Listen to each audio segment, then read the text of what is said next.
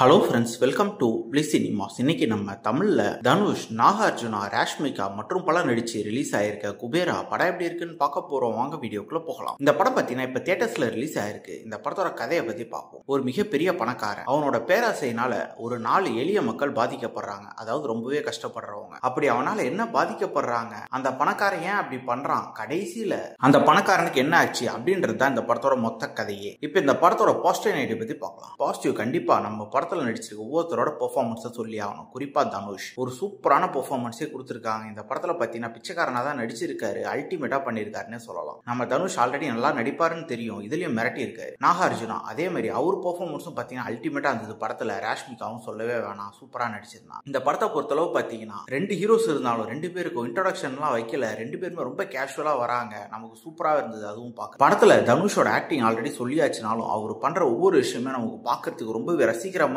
இருக்கு. இந்த படம் டெக்னிக்கல் ஆஸ்பெக்ட்ஸ்ல பாத்தீங்கன்னா பயங்கர சவுண்டான ஒரு படமாவே இருக்கு. குறிப்பா சினிமோட்டோகிராஃபில அல்டிமேட்டா பண்ணி கொடுத்திருக்காங்க. சவுண்ட் எஃபெக்ட்ஸும் சூப்பரா இருக்கு, பிஜிஎம்மும் நல்லாவே இருக்கு. ஆனா இன்னும் கொஞ்சம் பிஜிஎம் பெட்டரா பண்ணிருக்கலாம். சாங்ஸ் பொறுத்தளவு ஓகே ரகம் தான். படத்துல வர பல டைலாக்ஸ் நம்மள இம்ப்ரெஸ் பண்ற அளவு இருக்கு. ஸ்கிரீன் பிளேஸ் பாத்தீங்கன்னா படம் பயங்கரமா பிளாட்டா போகுது. அதுதான் இந்த படத்தோட மிகப்பெரிய நெகட்டிவே. இவங்க 2 பெரிய ஹீரோஸ் இருந்தும் படத்தை ரொம்பவே பிளாட்டான ஒரு ஸ்கிரீன் பிளேல தான் எழுதி எடுத்திருக்காங்க. பெருசா எங்கேயுமே ஹை மூமெண்ட் இல்ல. குறிப்பா இன்டர்வல் பிளாக்ல ஓவரால் நீட்டாவே முடிச்சிருந்தாலும் செகண்ட் ஹாஃப் நம்ம வேற லெவல்ல இருக்கும்னு டிசைட் பண்ணி உட்காந்து பார்க்கும்போது பாத்தீங்கன்னா அதுவும் கொஞ்சம் ஓகே ரகமா தான் இருந்தது. குறிப்பா கிளைமேக்ஸ் எல்லாம் நமக்கு செட்டே ஆகல. நமக்கு இந்த படம் எங்க இடிக்குதுன்னு பாத்தீங்கன்னா நமக்கு எந்த போர்ஷனுமே பெருசா கனெக்ட் ஆகவே இல்லை. அதுதான் இந்த படத்தோட மிகப்பெரிய நெகட்டிவா நான் பாக்குறேன். கண்டிப்பா இந்த படம் எல்லாருமே ஒன்ஸ் பார்க்க வேண்டிய ஒரு படமா தான் இருக்கு. குறிப்பா நம்ம தனுஷோட ஆக்டிங்காக. மத்தபடி இந்த படத்துல ரொம்ப ஸ்லோவா போறதுனால எனக்கு பெருசா படம் பிடிக்கல. கண்டிப்பா இந்த படம் எல்லாரும் ட்ரை பண்ணி பாருங்க. உங்களுக்கு பிடிச்சதா இல்லையா அப்படின்றத கமெண்ட் செக்ஷன்ல சொல்லுங்க. இன்னொரு வீடியோல சந்திக்கலாம். தேங்க்யூ.